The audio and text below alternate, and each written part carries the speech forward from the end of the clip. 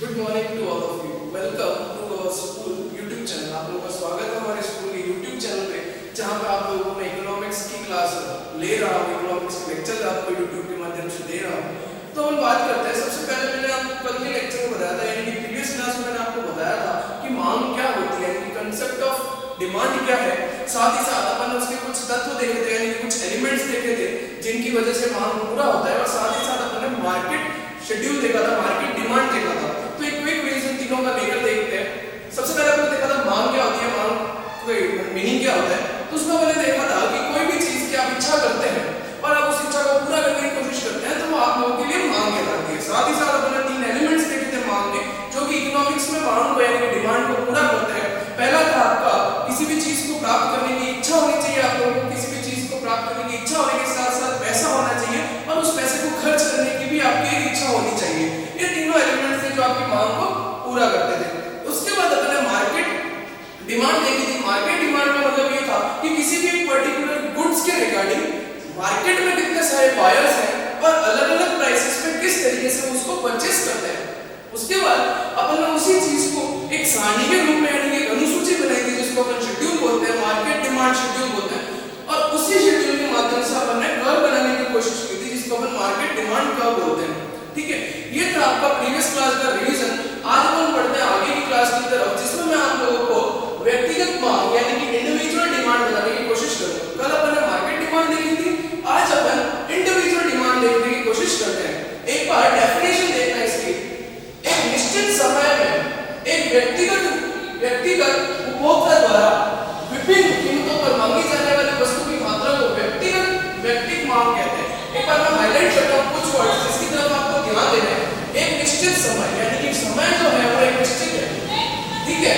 उसी के साथ एक व्यक्तिगत उपभोक्ता, बात करते हैं एक व्यक्तिगत उपभोक्ता की। कल जब अपन मार्केट डिमांड की बात कर रहे थे तो अपन बहुत सारे उपभोक्ताओं को ले रहे थे। यहाँ पे अपन सिर्फ और सिर्फ एक व्यक्तिगत उपभोक्ता को लेना है। सपोज आज मैं एक जींस परचेस करने के लिए मार्केट में जाता हूँ, उस जींस के लिए वो 500 रुपए की, वो 800 रुपए की, वो 1000 रुपए की, उसमें मैं उस पर्टिकुलर चीज जितना डिमांड करता हूँ वो चीज आपको यहाँ पे नोटिस करने को मिलेगी। आगे देखते हैं। द्वारा विभिन्न कीमतों पर मांगी जाने वाली वस्तु की मात्रा को व्यक्तिगत मांग कहते हैं।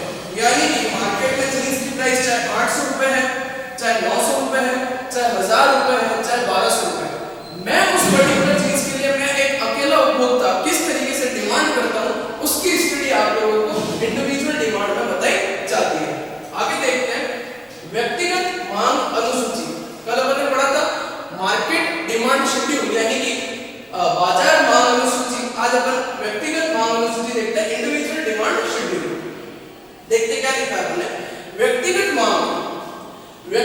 मांग को सारणी के रूप में दर्शाए जाने पर व्यक्तिगत मांग अनुसूची प्राप्त होती है। यानी कि मेरी जो डिमांड है किसी भी पर्टिकुलर गुड्स को लेकर, जब मैं उसको एक पर्टिकुलर शेड्यूल में ड्रॉ कर दूंगा, यानी कि एक साइड में उसकी कीमत लिखूंगा, दूसरी साइड में उसकी मांग लिखूंगा, यानी कि अलग-अलग कीमत पर मेरी अलग-अलग क्या मांग रहती है उस पर्टिकुलर गुड्स को, जब मैं उसको टी शेप टेबल में बना दूंगा तो आपको एक शेड्यूल मिल जाएगा, यानी कि अनुसूची मिल जाएगी। नेक्स्ट पढ़ते हैं अपन व्यक्तिगत मांग वक्र। कल अपन ने देखा था मार्केट डिमांड कर्व, आज देखते हैं इंडिविजुअल डिमांड कर्व। क्योंकि अपन इंडिविजुअल की स्टडी कर रहे हैं तो अपन को कर्व भी इंडिविजुअल बनाना है, शेड्यूल भी इंडिविजुअल होगा, और साथ ही साथ डेफिनेशन तो इंडिविजुअल की है ही। देखते एक बार व्यक्तिगत मांग अनुसूची को ग्राफ के रूप में, बिल्कुल ये ग्राफ जो है ये बिल्कुल हाईलाइट होना चाहिए इस वीडियो में, ग्राफ के रूप में चित्रित करने पर हमें व्यक्तिगत मांग वक्र प्राप्त होता है। देखते क्या है, जो मैं आप लोगों को शेड्यूल बना के देता हूं, जो मैं अलग-अलग प्राइस पे अलग-अलग डिमांड करने वाला जो शेड्यूल बना के देता हूं, उसी शेड्यूल को जब अपन या उसी शेड्यूल के माध्यम से जब अपन एक ग्राफ ड्रॉ करते हैं, तब आप लोगों को वक्र यानी कि ये कर्व जो है ये मिलता है। ओके, अब मैं आप लोगों को एग्जांपल के रूप में शेड्यूल और वक्र बनाने की कोशिश करता हूं। तो स्टूडेंट्स, पहले अपन ने जो देखा है वो individual demand curve, individual demand schedule और इंडिविजुअल डिमांड क्या होता है उसके डेफिनेशंस को अपन ने देखा। और डेफिनेशन के साथ साथ इकोनॉमिक्स में जो है वो शेड्यूल और ग्राफ बनाना बहुत ज्यादा जरूरी है, और साथ ही साथ कर्व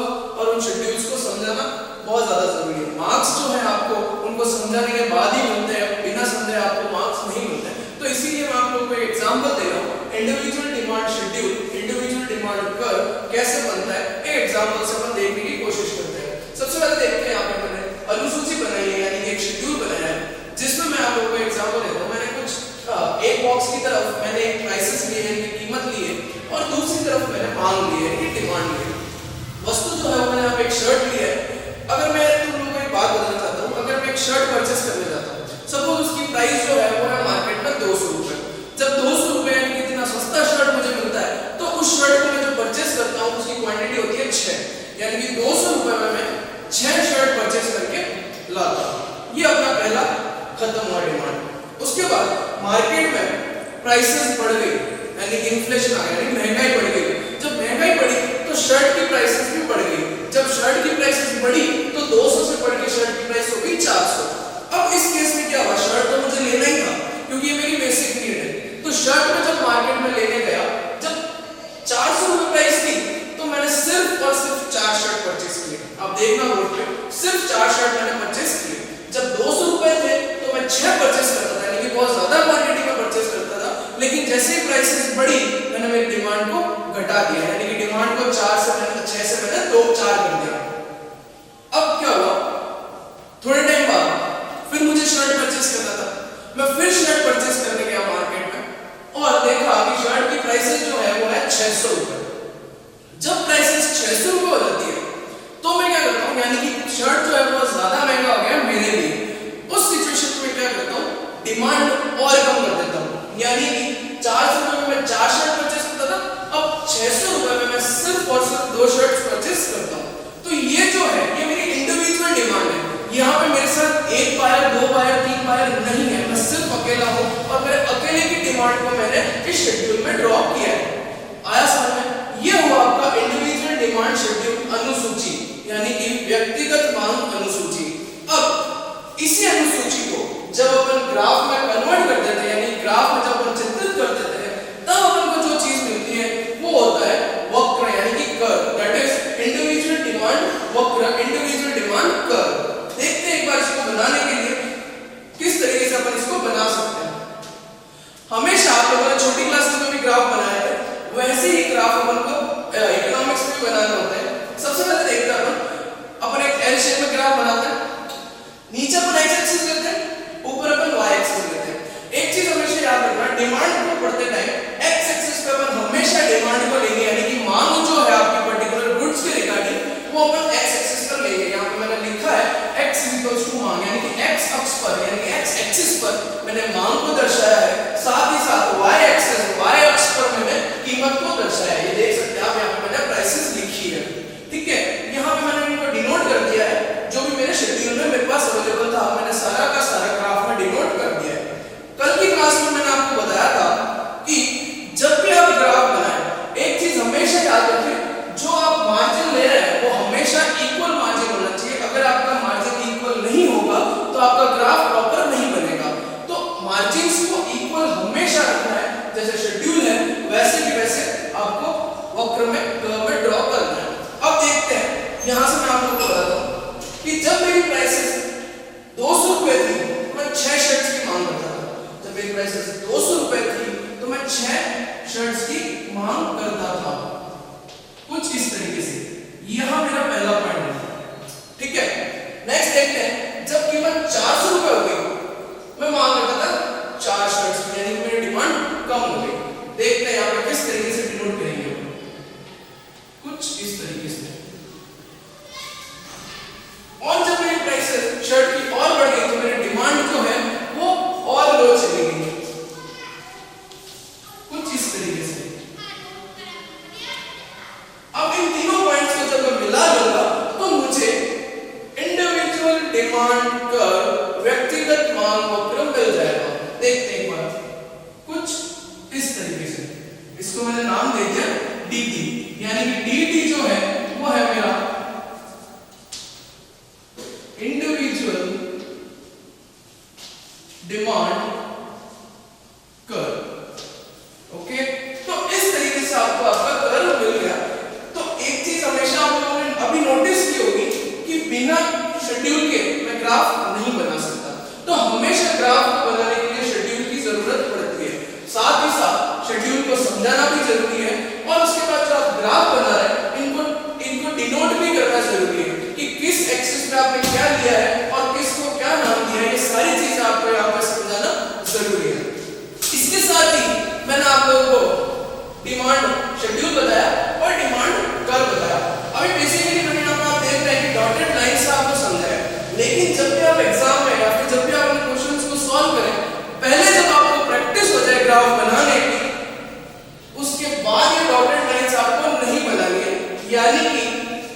सारी चीजें आप हटा दीजिए। आपको एकदम सिंपल और प्लेन कर्व बनाना है, कुछ बीच में डॉटेड आपको नहीं रखना है। अभी मैंने आपको डॉटेड के माध्यम से डॉट करके इसलिए बताया क्योंकि आपका ये फर्स्ट टाइम है जब आप ग्राफ ड्रॉ कर रहे हैं इकोनॉमिक्स में। इसके बाद आपको जब धीरे धीरे प्रैक्टिस हो जाएगी तब आप लोग एग्जाम्स में इस तरीके से डॉटेड लाइंस ड्रॉ नहीं करेंगे, सीधा प्रॉपर पॉइंट टू पॉइंट मिलाने के बाद एक कर्व बनाने की कोशिश करेंगे।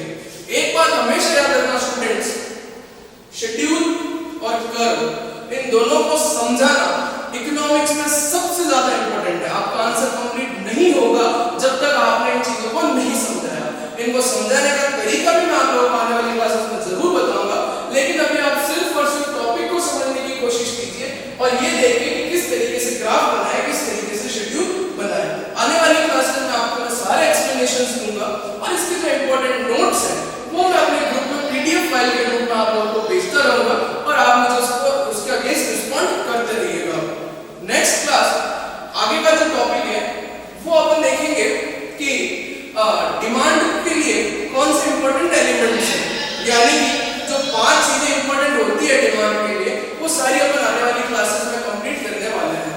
यहाँ तक आप पढ़िए, यहाँ तक आप समझिए, वीडियोस को पॉज कर करके देखिए, साथ ही साथ एक नोटबुक जरूर डालिए जिसमें सारा कुछ आप नोट करते रहिए। ये सिर्फ और सिर्फ आपको समझा के खत्म करने के लिए नहीं है, हमेशा अपनी नोटबुक बनाए, उस नोटबुक